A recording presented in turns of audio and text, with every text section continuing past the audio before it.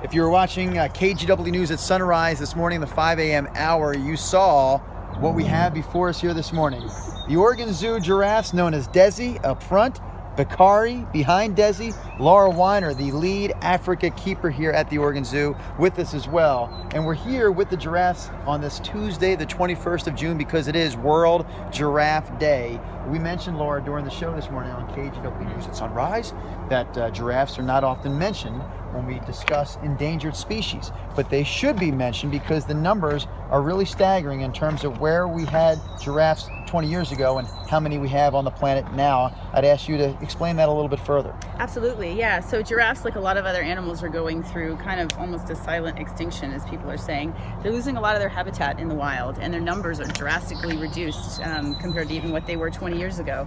And unfortunately, people really aren't aware of that. And so, days like this, World Giraffe Day, is a great way to get that word out there and let people know, because they're such an iconic African animal that everybody knows and everybody loves.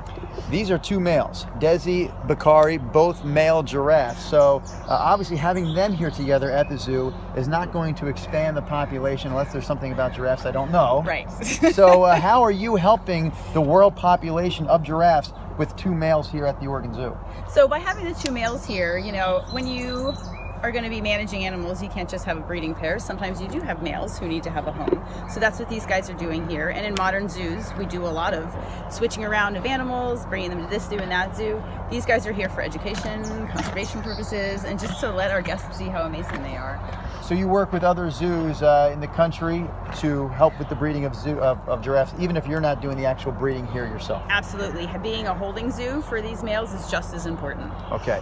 These are reticulated giraffes. Yes. Something we noticed when we're this close to them, they have what I was calling them horns. That wasn't the proper term. Tell me what are those two things on the top of their head? I guess there's really three. There are, yeah. So those are called ossicones. And so they're actually made of bone, not horn, like most true horns. And they are born with those. And as they get older, they grow a little more and then stick straight up like they are right now. So it is World Giraffe Day. Celebrate the day with your favorite giraffe.